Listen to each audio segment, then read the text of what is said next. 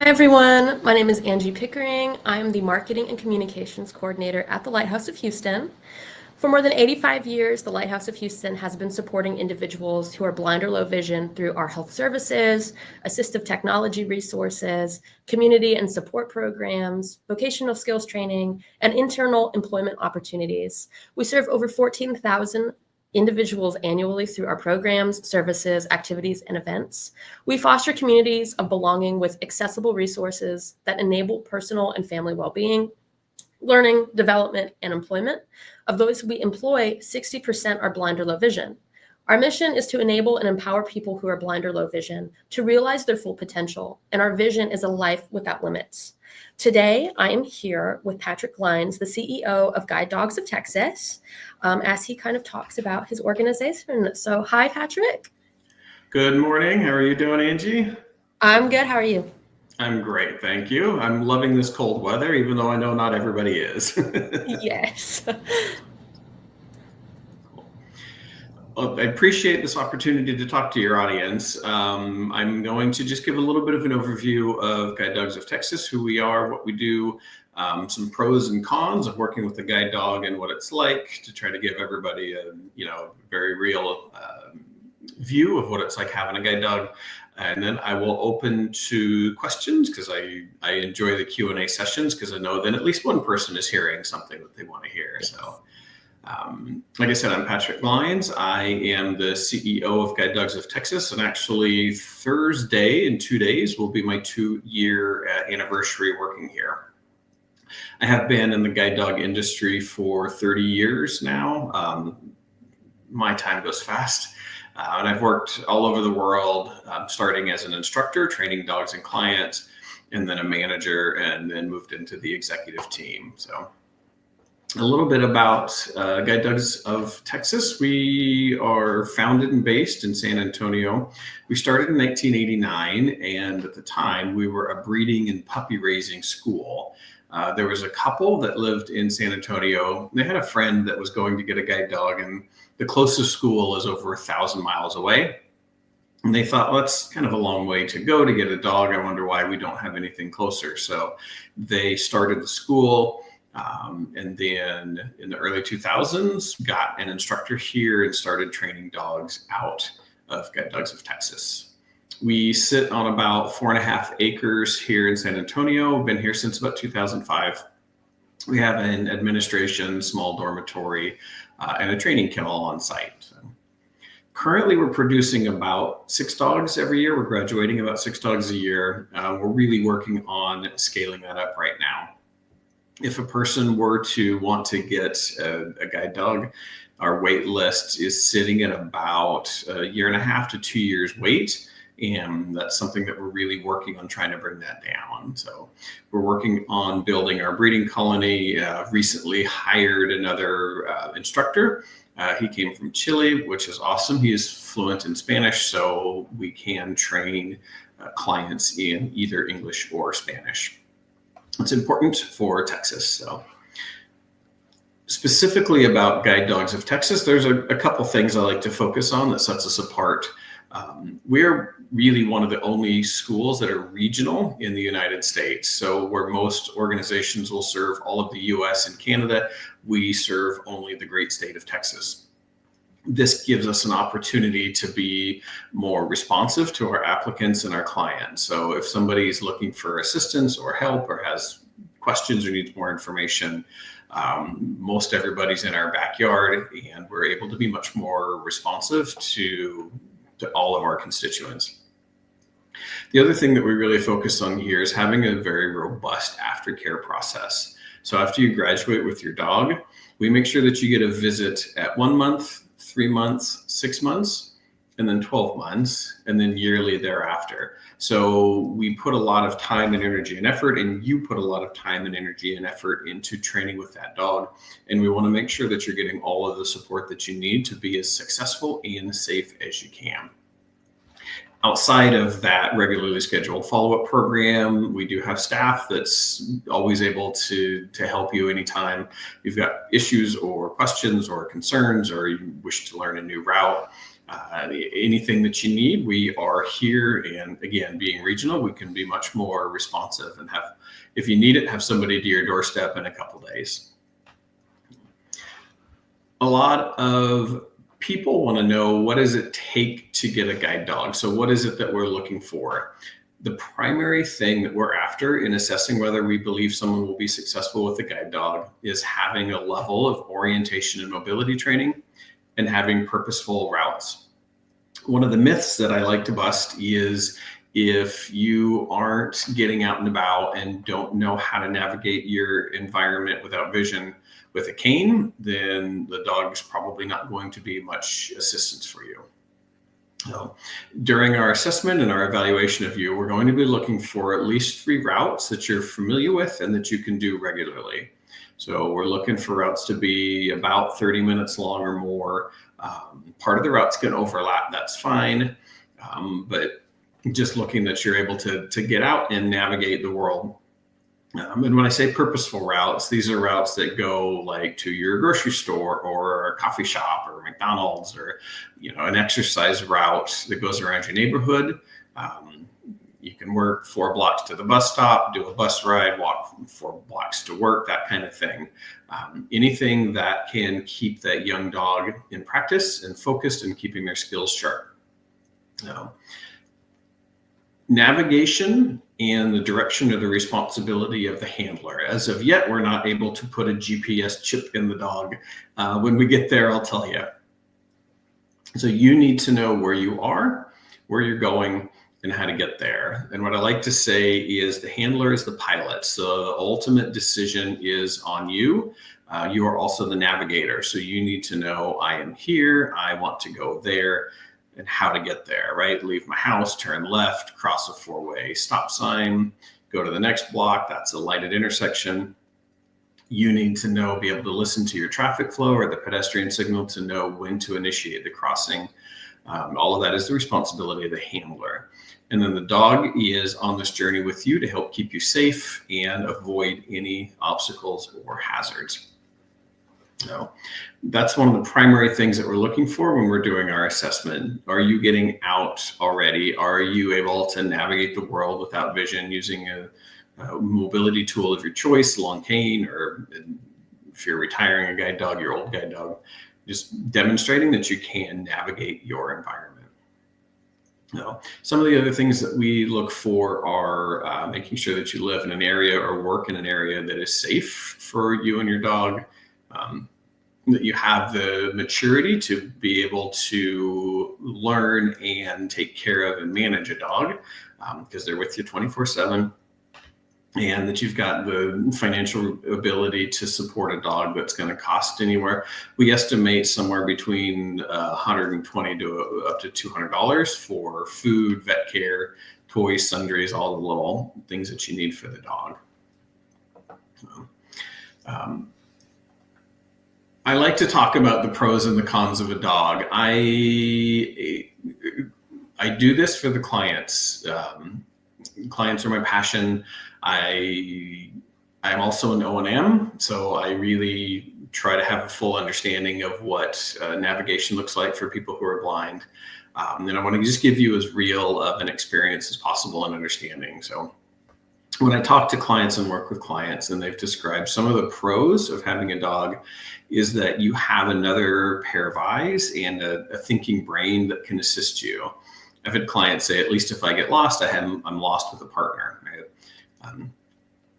Most of the time, if you're working with a guide dog, you can work at a little bit quicker pace than you can with a cane. And that's up to you. When we assess you, we'll determine what your preferred comfortable walking pace is and match a dog that's got the same pace. Another advantage of the dog is that they can be a really nice social connection. So if you have a dog, you're more likely to have people want to come up to you and want to talk to you. They want to ask about your dog. They want to tell you about their dog. I've heard lots and lots of stories about everybody's dogs. So it can be a nice way to connect with your community that's around you and people that are around you. And another common pro that clients mention with dogs is that they can be a motivator to get up and move when you're maybe not feeling so motivated yourself. Oh, it's a little chilly out. Maybe it's a little rainy. The dog still needs to go out. They need to have a walk. They need to get their exercise. We need to maintain their skills and their training. So it can be a nice motivation to get you up and moving when maybe you're not so motivated by yourself. Some of the cons, I mean, the first and foremost is having a dog is a lot of responsibility. This dog is with you 24/7, and they work a small portion of their life. And a majority of the time, they're a nice, well-behaved pet in your home. But there's responsibility to maintaining a dog. You have to feed them, clean up behind them. They need grooming. They need exercise. They do need routes pretty much every single day, whether you want to get out or not. They need to get out and get some exercise and practice their skills. And just the general level of care that's responsible, that is part of the responsibility of having a dog. And I like to tell people a cane has never eaten something that it shouldn't and thrown up on your carpet at 2 a.m. That's part of having a dog, is that they can get sick. And then for some people, one of the pros is that the dog can be a social connection, right? But some people can also see that as a con, and I get that. Folks, I'm late for my bus. I need to get to the bus stop. I don't have time to stop and talk to some pedestrians. So you would have to decide for yourself, like the additional attention that you'll receive. Is that a plus or is that a minus? Or net plus, net minus, day by day can change. So just some pros and cons of having a dog, so you can understand and help make a more informed decision. If you are interested in getting a dog and you meet the requirements that we talked about, the application process begins by either giving us a call or going to our website, guidedogsofTexas.org. You fill out an application there. After we receive that, we will do a telephone pre-screen with you. One of our instructors will call. And then if you move past that, we will progress to a full interview. So no matter where you are, we will come and visit you. We're going to see your home. Where you work, we can go take a look at your work or your school. We'll talk way more in depth about what the guide dogs do and don't do, what it's like living a lifestyle with a guide dog with you. And we will assess your mobility needs and have a look at your environment. So all of this is to see if we feel together that a guide dog is a good fit for you. And then we will collect information about what your needs are in a dog, right? So somebody who lives in downtown Houston is going to have very different needs from somebody who lives in a very rural environment. So we try to learn a lot about you, understand what your needs are in a dog, and then we can use that information to make the best match possible. While we're visiting you, we will do a walk with you. So we'll have you take your current mobility tool of choice, and then demonstrate that you've got the ability to navigate the environment without vision. We like to see you timing a lighted crossing if possible, just to make sure that you are getting out and about and you know how to navigate. You don't have to love the cane. You just need to know how to get around your environment so that you can confidently direct a dog. The other half of that can be pretty silly looking, but we have an empty harness, and the instructor will play the role of your dog, and we will lead you around with this empty harness. We do this, so you can start to get a feel, what it feels like to follow a dog. And we will use this as a tool to find out what you need. So what is your pace like? What kind of pull do you like in the dog? How well you can move and follow the dog as they navigate down the sidewalk. I tell clients on their first day or two, it's okay to walk like a drunken sailor, because you're going to feel like you're all over the sidewalk. And we'll use this empty harness walk to measure and assess like how well we can manage that. So we take a look at your environment, find out all those needs are, and then we use that information to make the determination on what kind of dog you have. So From the dog side of things, our puppies are born, and starting at about 3 days of age, we start socialization with them. So we're working with these puppies every day to try to get them prepared to be a guide dog and have the life of a guide dog. At about 8 weeks of age, they are given to volunteer raisers, and we do that in Dallas, Houston, Austin, and San Antonio. So there are baby puppies somewhere floating around Houston. And those volunteers keep these puppies for about a year. And their job is to really socialize the dogs for us. So when they go to work, they take the dogs. They go to school, they take the dogs. When they go to a show, go to a restaurant, all of the things that a guide dog could be exposed to as an adult, these dogs are starting to learn as puppies. Our volunteers are sorry, just lost my earbud. Those volunteers are absolutely critical to us. We cannot do what we do without them. Amazing people who give so much of their time and energy for us. When the dog is between usually a year and a half, they will come in for formal training. So the dogs come, they live with us for the week on campus in our kennels here, and then go home with volunteers on the weekends. So like college students, they come to school for a week and then go home on the weekends and sleep in and do laundry and all the things.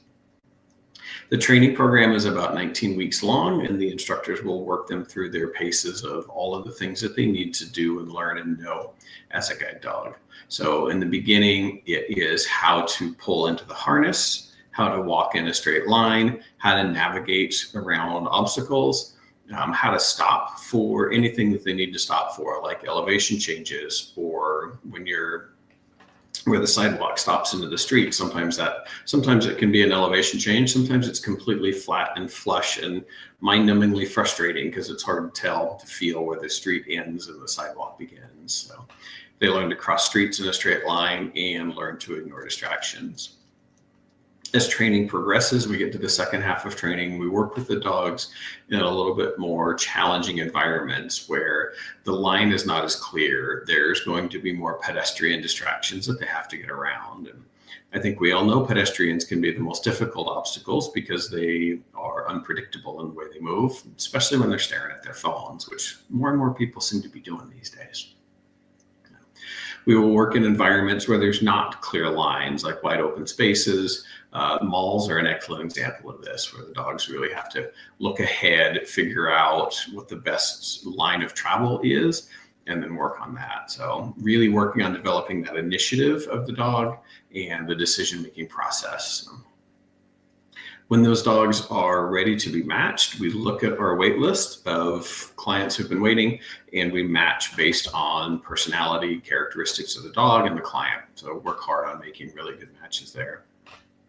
When we do a match, a client will train with their dog for a minimum of 2 weeks. We do, again, something that sets us apart is our client focus causes us to be partners with our clients. So if you want full in-home training, we can do full in-home training. If you want to do some training at the guide dog facility and then some training at home, we'll do that as well. No, it's just based on your needs, your schedule, your desires, and what we think you'll be best suited for. So when we do that match, we'll work with you for at least 2 weeks. And it's a similar pattern as we train the dog. The beginning is just focusing on the fundamentals, how to follow a dog in a moving harness, how to turn left, how to turn right, how to manage your dog when they're distracted. They're wonderful creatures. They're well-bred and well-trained, and they're still dogs. They'll still see a cat and get excited, or see a squirrel, or see a chicken nugget on the ground and be distracted by that. So teach you how to manage your dog when they are distracted.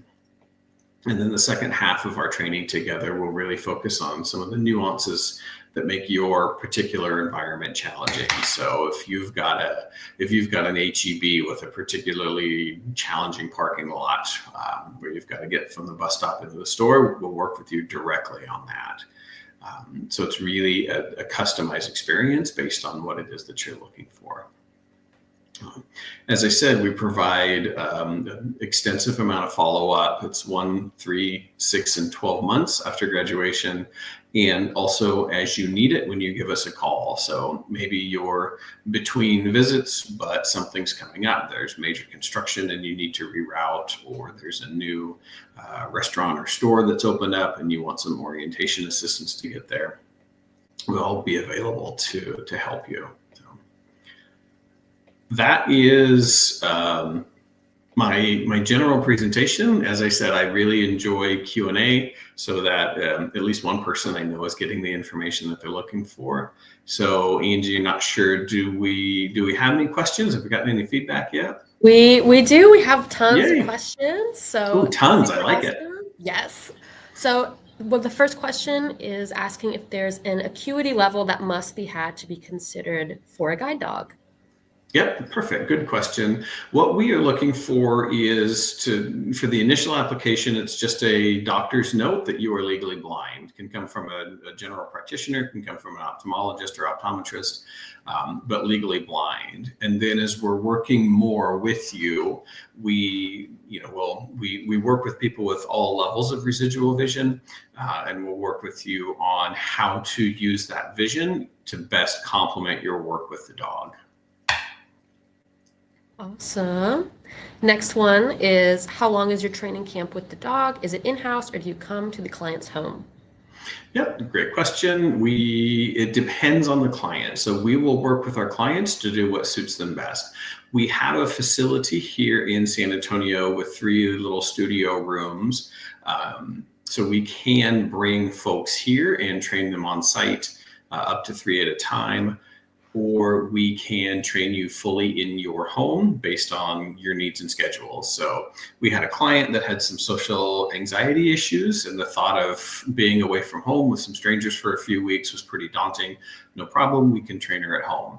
Or you have work schedule commitments or childcare or dialysis or medical needs, we can work with you at home. If clients are very open, one of my favorite methods is doing a hybrid of both. So you come here, you work with us, we can take you away from the distractions of your day-to-day life, and you can really focus on your relationship with the dog and learning what it's like to work with the dog, because it's really challenging. It's a lot of work and a lot of effort. So we can bring you here and do that. And then when we're finished here, an instructor will go home with you and we can work on, again, that, nasty parking lot crossing that you have to do to get into HEB or whatever it is that makes your environment unique and I can't replicate here in San Antonio. So it's a lot based on what the client's needs and desires are. Awesome. And then we have a couple more questions for you. Great, bring them on. Yes. What breed of dogs do you guys specialize in? Yeah, so we, like guide dog schools all over the world, are very predominantly Labrador retrievers, and we do some lab golden retriever crosses as well. The reason that labs have become the bread and butter guide dog around the world is that the job is difficult, right? Being a guide dog is a hard job, takes a lot of work and a lot of focus, and the labs are really motivated to do that work. Labs are very much people pleasers. So we can use that to motivate the dog and reward the dog for what they're doing. We use a lot of food reward as we're training and positive reinforcement. And Labradors, I basically call them stomachs with legs. They're always willing to go to the end of the earth for a piece of kibble. So. And the other thing that's really nice about the labs is they can be pretty versatile. So I can give a Labrador to a 20-year-old college student who's got an erratic schedule and up late in different classes. I can give the same dog to a 40-year-old business person who works in a cubicle and has a pretty predictable life. I can give the same dog to somebody who is retired, a little more laid back, quieter lifestyle. Like they're really versatile and adaptable to different environments. And so that gives us the opportunity to make better matches between the dogs and the clients. Awesome. Let's see. What is the cost of your training camp? And are there scholarships or financial aid programs to assist those who cannot afford the camp? What a great question. I like that. We provide all the training. I say free of charge. We do say there's a $1 fee to get your dog. That is because of, from what I understand, Texas contract law, there has to be just consideration. So, nothing for free. Yay, government.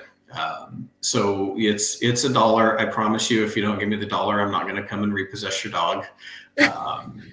In terms of the scholarships for maintenance of the dogs, we do not do those or have those.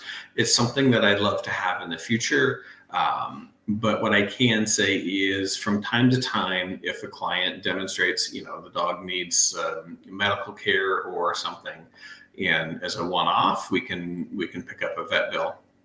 We will do that from time to time. It's the dogs are athletes in my mind, and it's important that they stay in good physical health and they're maintained and they get the veterinary care that they need so that they can continue to be fit and healthy and be able to focus. And their job requires a lot of focus, and they need to make a lot of decisions, and so they need to be sharp. So if we need to from time to time, we can, as a one-off, assist with medical care. Awesome. And then it looks like we have one last question asking how many handlers are at the facilities? How many handlers are at the facilities? Yes. So I'm not 100% sure of the question, and I'll answer. And if I miss it, apologies, please fire off another question to me and I'll correct myself. We have 2 full-time apprentice instructors here. So Lawrence has been here about 4 years now, and he's just getting ready to be a qualified guide dog instructor. Christian, I recruited from Chile. He and I worked together when I was living and working in Santiago. And he is here starting his 2nd year as an instructor. So I've got 2 instructors, and I have 1 staff member who is not a guide dog user, but she is on our wait list. So at some point in the future, she will be a guide dog user. I am also I'm a guide dog mobility instructor. I was qualified many, many years ago. So I've still got that technical expertise. And then our puppy raising manager. So the person whose job it is to support all those amazing volunteers who are raising our puppy. She's in Austin today. She's also a guide dog instructor. So we've got a really flexible, versatile, well-experienced team. So there's a lot of experience that can assist with the dogs and the training and the client programs. Yes, they wanted to clarify they meant the trainers. How many trainers are there? So yeah, 2 full-time with Lawrence and Christian and myself, which I still, as a CEO.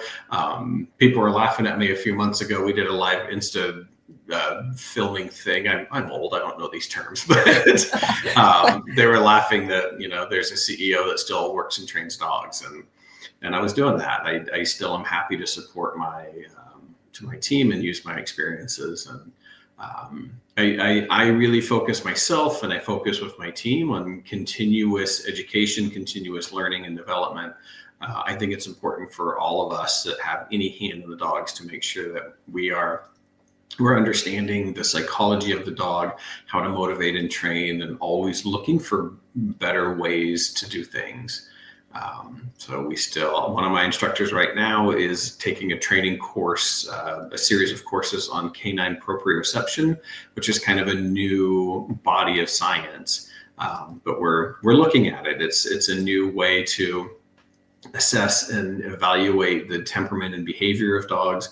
And so we'll try to take those learnings and then how do we apply that in our very specific guide dog world. So I'm very proud of the work that the whole team does, but the instructors do, and our continued work to always strive for better. Awesome. And then one more question just popped up. Yeah. It's asking how much O&M is required. I know most require O&M training to be complete before applying. Great question. We do ask that you finish a course of O&M. It doesn't have to have been, if you did it 20 years ago, that's fine. When we're looking at our applicants, what we're looking for are those routes, right? So I spoke of whatever level of O&M you've had, can you successfully execute 3 routes that are about 30 minutes in length?